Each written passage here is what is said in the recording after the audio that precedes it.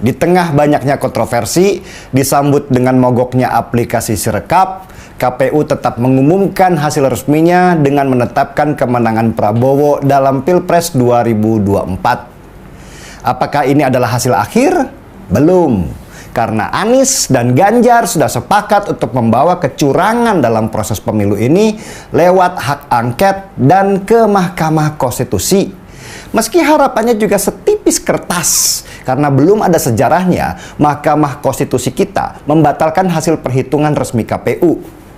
Kalau nanti MK berani membatalkan dan melakukan pemilu ulang, wah, ini menarik. Berarti ada sejarah baru tertulis di Indonesia dan ini tentu membuat banyak pihak marah. Kita tunggu aja di mana drama ini akan berakhir nantinya. Apakah akan mencapai puncaknya atau justru anti klimaks dengan hasil yang sudah kita duga sebelumnya. Di Kenya, Afrika, tahun 2017 pernah terjadi pembatalan calon presiden yang sudah ditetapkan menang oleh KPU mereka oleh Mahkamah Agung. Situasi ini dianggap bersejarah oleh masyarakat Kenya karena belum pernah ada sejarah di negara mereka presiden yang sudah ditetapkan oleh KPU sebagai pemenang, kewenangan atau kemenangannya dibatalkan oleh mahkamah. Tapi itulah yang terjadi di Kenya, negara yang selalu kita anggap miskin, tetapi demokrasinya luar biasa.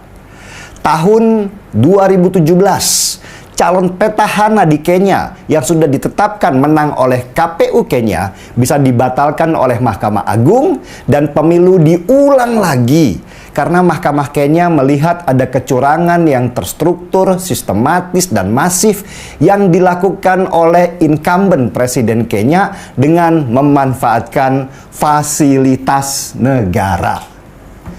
Apakah Mahkamah Konstitusi kita berani seperti Mahkamah Kenya yang membatalkan pemilu karena banyaknya bukti-bukti kecurangan?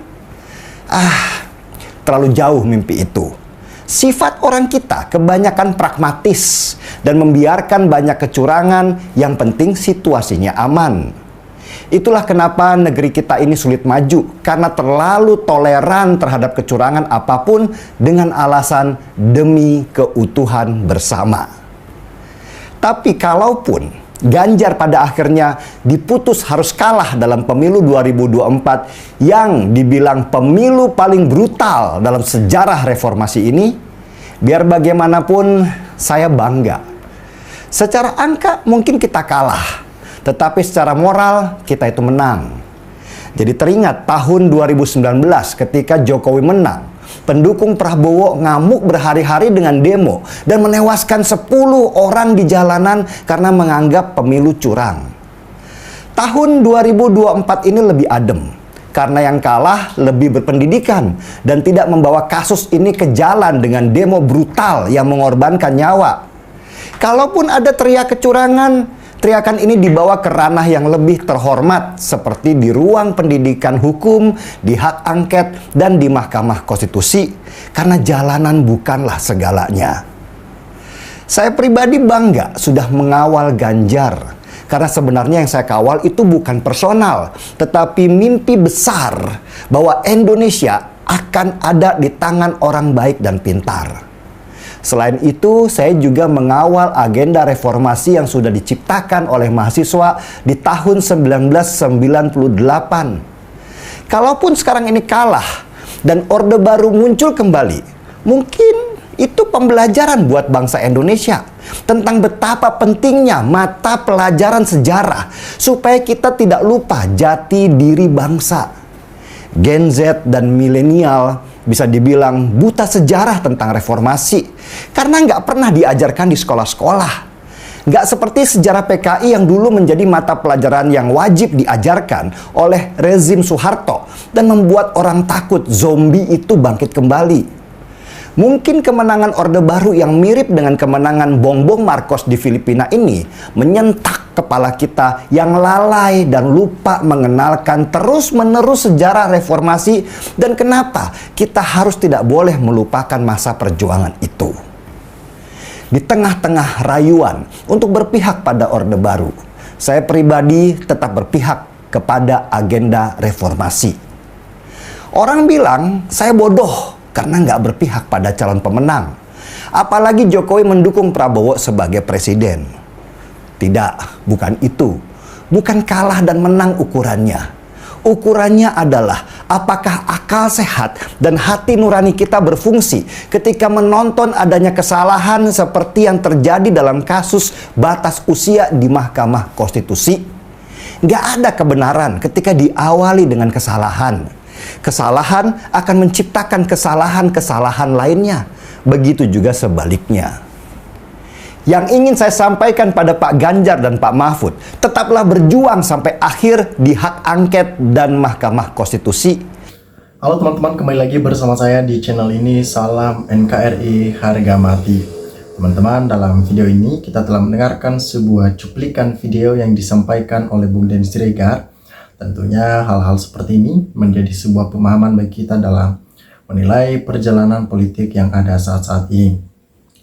Kita tahu dalam Pilpres kali ini itu menunjukkan sebuah tragedi yang begitu luar biasa, yang dimana kecurangan di mana-mana, dan itu secara terang benderang dipertontonkan di mata masyarakat, mereka para penguasa, terlebih-lebih Jokowi yang masih duduk di kursi presiden saat itu, yang menunjukkan sikap kurang etis sebagai seorang presiden, ya, bahwa dia adalah presiden yang tidak mampu menjaga omongannya.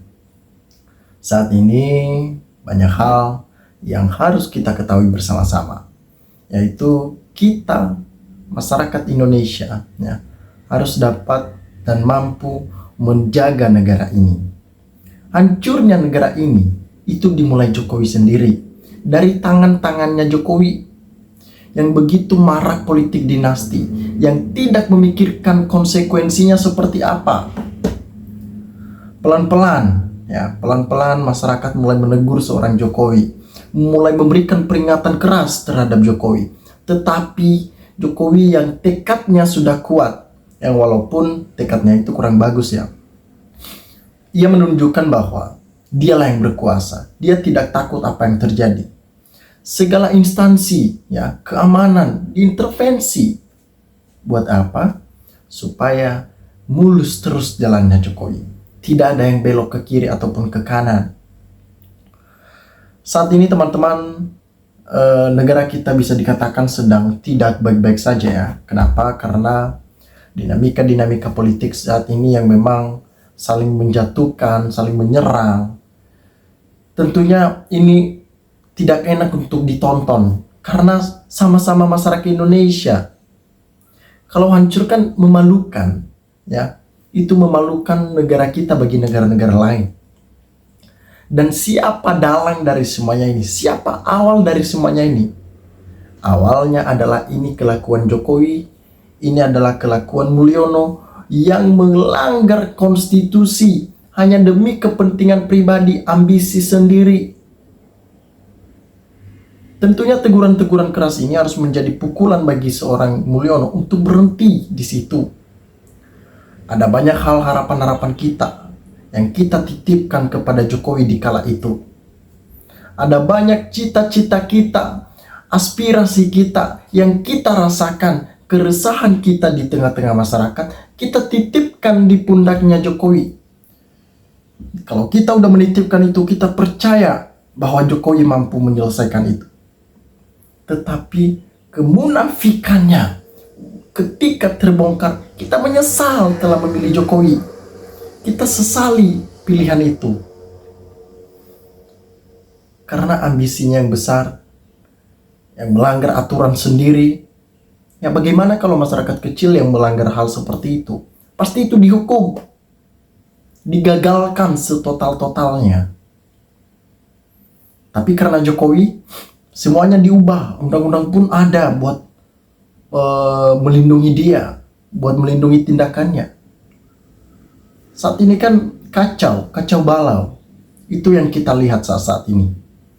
Namun harapan-harapan masyarakat saat ini mulai memunculkan harapan-harapan baru. Pertama, mereka mau ini damai selesai, Jokowi berhenti dalam drama-drama ini. Mereka menitipkan masa depan Indonesia ini di tangan, di pundaknya Prabowo Gibran.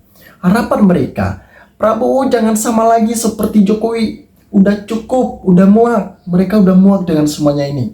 Mereka udah kapok. Udah nggak mau lagi berurusan dengan orang-orang seperti itu. Itu yang mereka lakukan. Tentunya dengan berbagai macam dinamika yang ada saat ini, harapan kita negara ini maju, bagaimana 2045 menjadi negara emas, ya itu yang kita inginkan. Teman-teman, silakan berikan tanggapan teman-teman di dalam kolom komentar ini, sehingga kita dapat bertukar pikiran antar satu dengan yang lain lewat kolom komentar ini. Terima kasih teman-teman. NKRI harga mati.